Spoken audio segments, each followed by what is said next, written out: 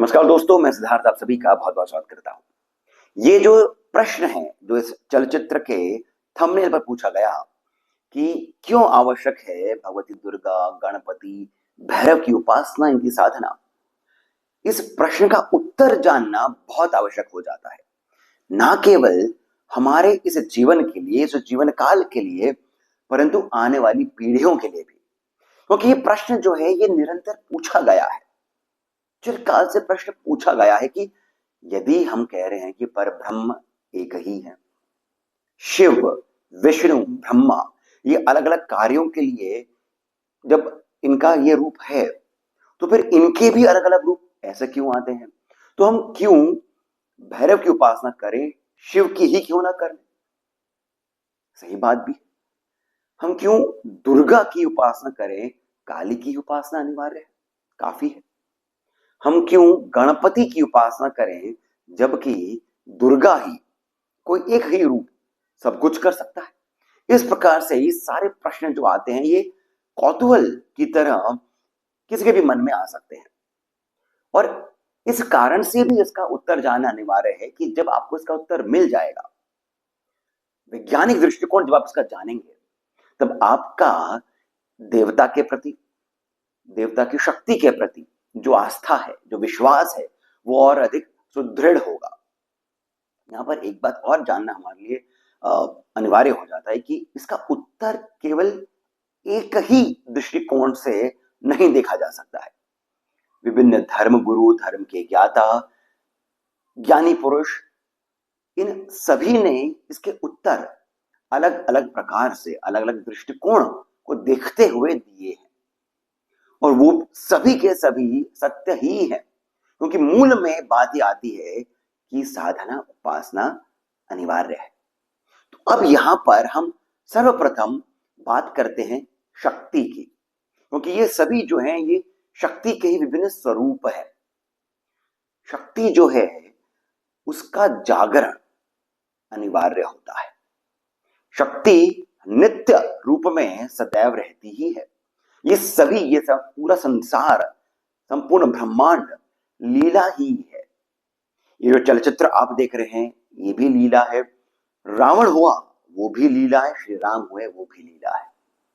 परंतु शक्ति का किसी एक कार्य विशेष के लिए देश, काल, स्थिति, इन सभी के अनुसार शक्ति का जागरण, अनुसार शक्ति का जागरण अनिवार्य है। और इस एक बार ये शक्ति जब जागृत हो जाती है तो इसका जागृत रहना भी अनिवार्य है। यहां पर एक बहुत गूढ़, एक रहस्यमयी बात आती है कि जिस प्रकार से देवता के जिस स्वरूप की साधना करी जाती है, उपासना करी जाती है, वो देश, वो समय उसी प्रकार से ढलता है। ये तब के जो व्यक्ति हैं उनके ही द्वारा किया जाता है। यानी कि एक समय था जब सूर्य देव की पूजा हुआ करती थी, नवग्रहों की बहुत पूजा हुआ करती थी, जो वैदिक देव हैं, जो वेदों में वर्णित हैं, उनकी पूजा हुआ करती थी। तो उसी प्रकार से सारी जो विषय, वस्तु इत्यादि जितने भी गतिमान थे वो भी उसी प्रकार से ढला करते थे। समय बदला, देवता का स्वरूप बदला, शक्ति का भी प्रकार बदला, शक्ति की उपासना का भी प्रकार बदला। तो इस बात को हमें समझना होगा कि जिस प्रकार से एक क्षेत्र में, एक देश में, राष्ट्र में उपासना होती है, शक्ति अपना कार्य उसी प्रकार से करती है। लीला है, शक्ति को एक स्वरूप लेना है, उसी कारण ये सभी निमित्त हो जाते हैं और फिर शक्ति का जागरण होता है। आप नहीं करेंगे तो आपके बाद कोई और करेगा। आपके अपने समय में यदि आपको शक्ति का अनुभव करना है तो वो साधना करनी आवश्यक हो जाती है, ना केवल अपने लिए परंतु पूरे समाज के लिए। तो यहां पर इस बात को जानना बहुत आवश्यक है। वो जो क्षेत्र है वहां पर यदि आप भैरव उपासना करेंगे तो वो क्षेत्र उसी प्रकार से जागृत होगा। वहां पर यदि आप सूर्य की उपासना करेंगे तो वहां पर जितना भी आप विषय, वस्तु, व्यक्ति देखेंगे, वो उसी प्रकार से ढलेंगे। एक समय किसी एक क्षेत्र में यदि सरस्वती की पूजा अधिक होती थी, उपासना अधिक होती थी, तो वहां से जो व्यक्ति निकले, जो पीढ़ियां निकली, जो ज्ञान निकला, वो अलग ही था।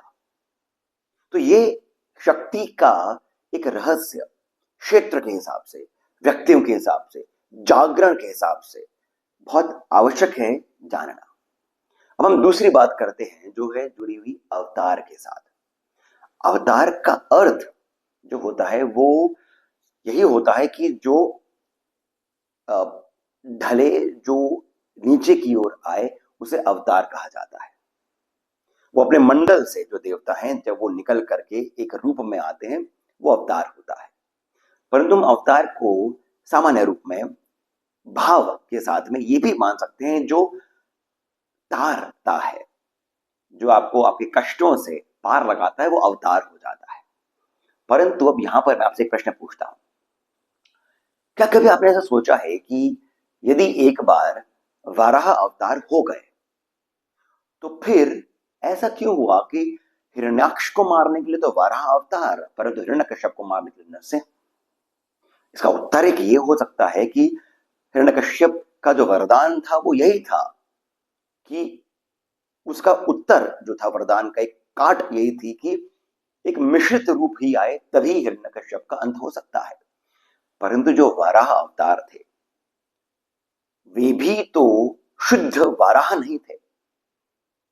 कोई वाराह इतना शक्तिशाली, कोई वाराह अपने दोनों खुरों पर खड़ा हो सके, कोई वाराह धरती को उठा सके, वो भी तो एक मिश्रित रूप था। अच्छा, यदि नरसिंह अवतार भी हो गए, तो फिर रावण को मारने के लिए नरसिंह अवतार ही काफी नहीं थे क्या? श्री राम का अवतार क्यों हुआ? कंस को मारने के लिए नरसिंह अवतार काफी नहीं थे क्या? फिर कृष्ण अवतार क्यों हुआ? उसी प्रकार से जब एक बार भगवती काली का स्वरूप शक्ति ने ले लिया, मधुकैटभ का अंत हो गया, तो महिषासुर को मारने के लिए, निशुंभ और शुंभ को मारने के लिए क्या काली रूप ही पर्याप्त नहीं था? परंतु हमने देखा कि महिषासुर को मारने के लिए महालक्ष्मी का अवतार होता है, वो स्वरूप आता है। शुंभ निशुंभ को मारने के लिए महासरस्वती का अवतार होता है। उसी प्रकार से जब कथाओं में आता है कि ब्रह्मदेव ने शिवजी का अपमान कर दिया, तो शिवजी के क्रोध से भैरव का अवतरण हुआ।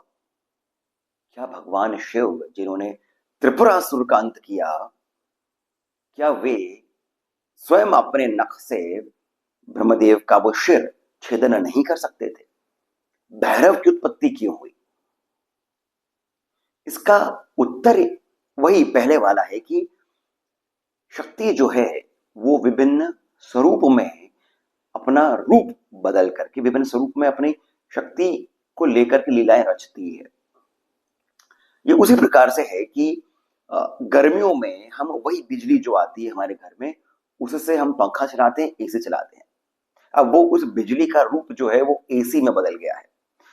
गर्मियां जब जब सर्दियां आती हैं, तो फिर हम देखते हैं कि वही बिजली जो है अब वो पानी गर्म भी कर रही है, हीटर के रूप में वो हमें कमरे में ठंडक दे रही है। शक्ति तो वही है, बिजली का रूप तो नहीं बदला, परंतु जो उसका स्वरूप हमारे लिए जो कार्य करता है वो बदल गया है। परंतु उसको बदला किसने है? सर्दियों में आप एसी चलाइए, परंतु जो उसका परिणाम निकलेगा वो आप ही को भुगतना होगा। शक्ति तो शुद्ध रूप में है, जागरण आपने किस रूप में किया है, उसी से आपका जो कार्य विशेष है वो एक व्यक्ति का हो सकता है, समाज का हो सकता है, देश का हो सकता है, वो उसका प्रारूप बदल जाता है। कलयुग में कहा जाता है कलौ चंडी विनायक, अर्थात कलयुग में चंडी और विनायक ये दो स्वरूप हैं जो त्वरित कार्य करते हैं, इनकी आवश्यकता है। हम जब चंडी की बात करते हैं तो वही भगवती दुर्गा हो गई है, और चंडी के साथ में भैरव और लांगूरा वीर यानी कि हनुमान जी, इन दोनों की उपासना तो आ ही जाएगी। गणपति की बात इस कारण आती है क्योंकि विघ्नहर्ता है। कलयुग में पग पग पर विघ्न है। विघ्न इस कारण से है कि हमारा जो विवेक है वो वैदिक काल की जो व्यक्ति है उतना नहीं है। हम बात बात पे रुष्ट हो जाते हैं, उदास हो जाते हैं, विघ्न देखते हैं। इसी कारण से गणपति विवेक के रूप में आते हैं। इसी प्रकार इसी कारण से गणपति जो है वो बुद्धि के देवता कहे जाते हैं। आपकी बुद्धि शांत रहे, क्योंकि कलयुग में सभी कुछ जो है वो बुद्धि के साथ में होता है। सामने वाले व्यक्ति अच्छा है या बुरा है, ये उसके कार्यों को देख करके हम तय नहीं करते हैं, हमारी बुद्धि से, भाव से हम सब कुछ तय करते हैं। तो यहां पर गणपति की उपासना बहुत आवश्यक हो जाती है। दुर्गा का जो रूप है वो रक्षक का रूप है। कलयुग में हमारे स्वयं के भीतर ही महिषासुर है, स्वयं के भीतर ही शुंभ निशुंभ है। पग पग पर हम पल पल पर भी हम स्वयं के साथ में युद्ध कर रहे होते हैं। हमें स्वयं से ही, स्वयं के भाव से, स्वयं की बुद्धि से, स्वयं के जितने भी दोष हैं उनसे अपनी आत्मा की रक्षा करनी होती है, करनी होगी। तो दुर्गा की उपासना बहुत आवश्यक हो जाती है। हम बात करते हैं भैरव की। भैरव तो क्षेत्रपाल है। आप जब भैरव का जागरण करते हैं आप स्वयं भी, तो ये ऐसा नहीं है कि केवल आप ही की रक्षा करेंगे। कहा जाता है जहां भैरव है वहीं वैभव है। आपके जागरण से भैरव न केवल आपका कल्याण करेंगे, आपके परिवार का भी, समाज का भी, उस क्षेत्र का भी कल्याण करेंगे, अकेले आपके भैरव जागरण से। तो बात यह आती है कि समय समय पर, अभी का समय जो है, अब स्वयं देख रहे हैं कलयुग में क्या क्या नहीं हो रहा है। और अभी तक तो जो हमारे पुराणों में जो गणना है उसके अनुसार तो कलयुग का वो चरम जो सीमा होती है वो तो अभी तक आई भी नहीं है। हम कलयुग में उतना नहीं है जितना हम द्वापर से पास में है। तो ये तो फिर भी एक बहुत अच्छा समय चल रहा है। फिर भी हमें भैरव के उस रौद्र रूप की आवश्यकता है। जागरण करके देवता आपके क्षेत्र की, आपके देश की रक्षा करेंगे।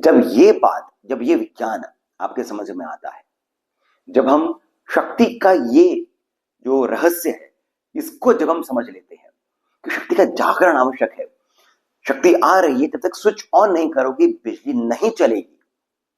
जब तक हम इस छोटी सी सरल सी बात को नहीं समझेंगे तब तक आपका भक्ति में मन नहीं लगेगा, साधना में मन नहीं लगेगा। नाना प्रकार के विचार आते रहेंगे, कौतूहल आते रहेंगे। कलयुग की जितनी भी बाधाएं हैं आपको घेरे रहेंगी। बहुत आवश्यक है कि इस दृष्टिकोण को आप बार बार थोड़ा सा साफ करते रहिए और भी लोगों से चर्चा करिए। जो धर्म के गुरु हैं, जो मर्मज्ञ हैं, उनसे वार्ता करिए। वो एक अलग दृष्टिकोण देंगे और अधिक गहराई से बात करेंगे। परंतु इस पर, इसमें पहले भी कहा, मनन, ध्यान, चिंतन, अध्ययन बहुत आवश्यक है। कि क्यों? क्योंकि ये जो क्यों है यही पहली कड़ी है, पहली सीढ़ी है अध्यात्म के लिए। तो आशा करता हूं कि आपको ये जो चर्चा है ये सुंदर लगी होगी, लाभप्रद लगी होगी। मैं फिर से कहता हूं, ऐसा नहीं है कि मैंने जो बात बोली है वही अक्षरशः सत्य है, परंतु इससे यदि आपके मन के भीतर कुछ और कौतुक जागा है तो इस चलचित्र का जो कारण था वो पूर्ण हो जाता है। मैं आप सभी से विनती करता हूं कि यदि आपको ये चर्चा लाभप्रद लगी होगी, सुंदर लगी होगी, तो इस वीडियो को आप लाइक अवश्य करिए। आप इस चैनल को सब्सक्राइब अवश्य ही करिए और साथ ही साथ कमेंट सेक्शन में मुझे बताइए आपका स्वयं का क्या मत है। और साथ ही साथ कमेंट सेक्शन में जो पहला कमेंट पिन है वहां से पेटीएम, जीपे इत्यादि के माध्यम से जितना अधिक हो सके आप हमें श्री सहयोग भी प्रदान करें, बहुत अधिक प्रोत्साहन मिलता है। मैं अब आप सभी से जाने की अनुमति लेता हूं। धन्यवाद।